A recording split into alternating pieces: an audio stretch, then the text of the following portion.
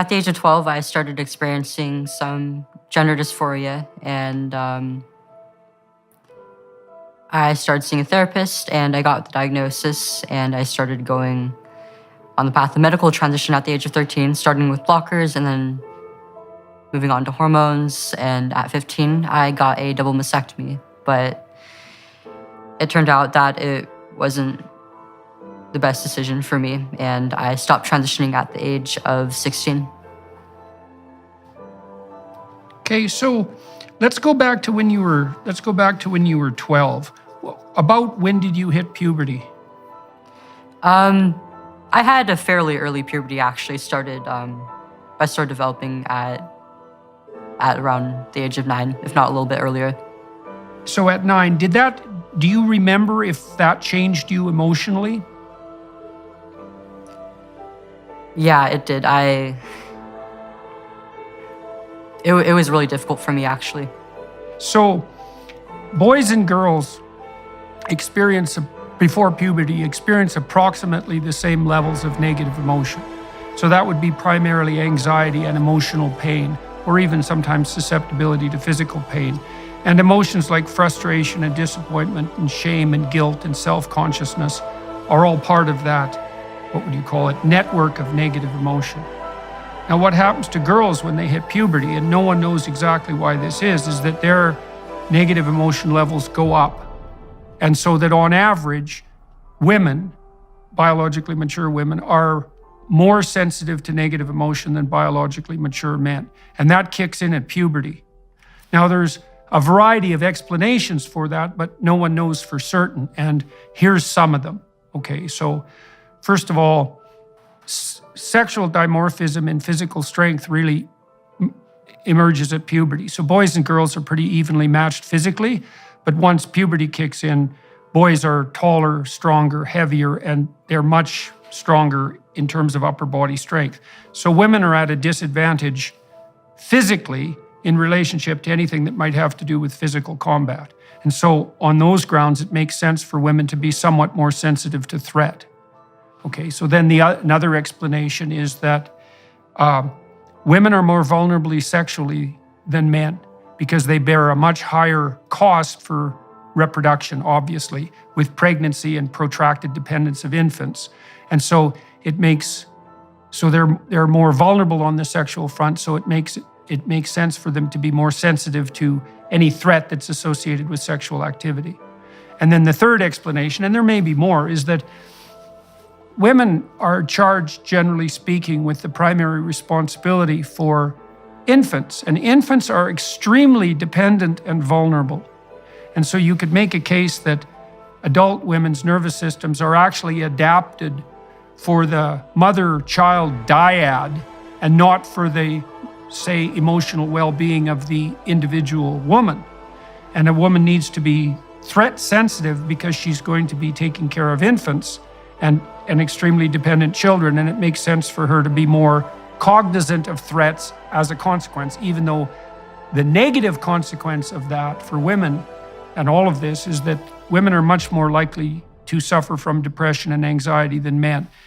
Cross-culturally, it's between 3-to-1 and 5-to-1. Now, men have their associated pathologies. Men are more likely to be antisocial, for example, and to abuse alcohol.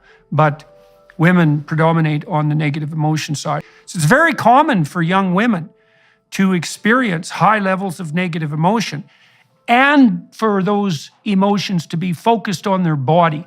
Because another thing that's characteristic of female negative emotion is that the self-consciousness associated with that tends to focus very particularly on body shame and self-consciousness.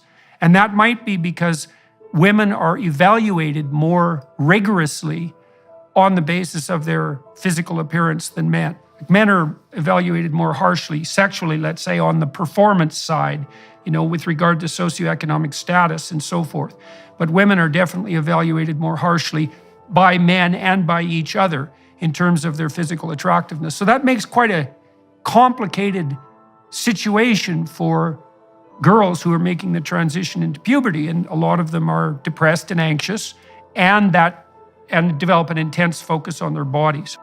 Yeah, none of that was really explained to me by therapists or even growing up. I mean, even so, every single part of what you said actually played a role in a lot of my childhood distress and my transition and eventually my detransition, actually.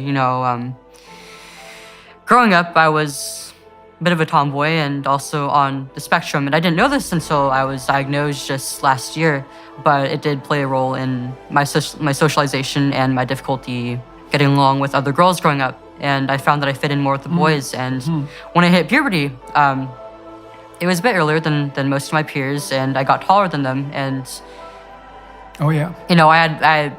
I could keep up with the boys then, and I had a lot of pride in that. But as the years went on, they started to get taller than me and outmatch me physically, and this did bring on a bit of distress for me. And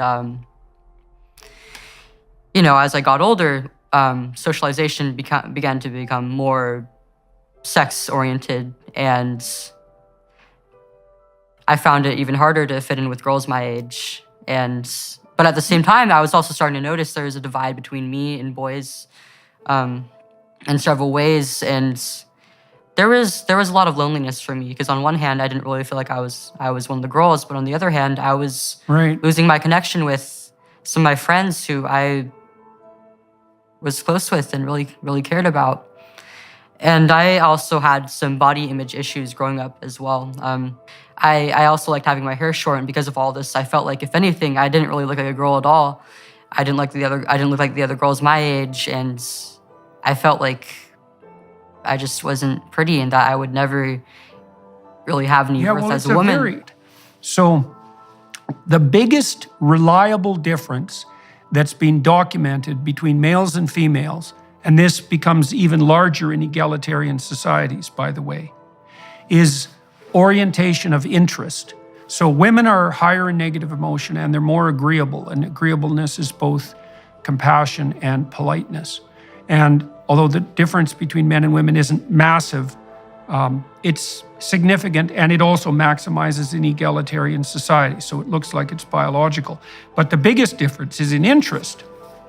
And boys, males, are more reliably interested in things, and girls, females, are more reliably interested in people.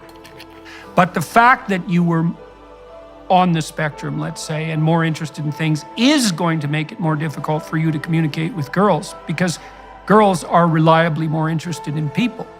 And then on the image front, this ties in with the idea of self-consciousness. So if you're on stage and you're talking to people and you become aware of yourself, tends to make you nervous and sweat and to become uncomfortable, to experience high levels of negative emotion. And self-consciousness itself looks like a manifestation of negative emotion. They're incredibly tightly linked statistically, almost indistinguishable from one another. And so what you see happening very often in girls, because girls are self-conscious in relationship to their body, because that's one of the primary ways they're assessed, let's say, for attractiveness and for social status, is that self-consciousness tends to take the form of intense preoccupation with body and with image. And so that can be exacerbated by whatever social trends happen to be in place, but it's a very deep-seated problem.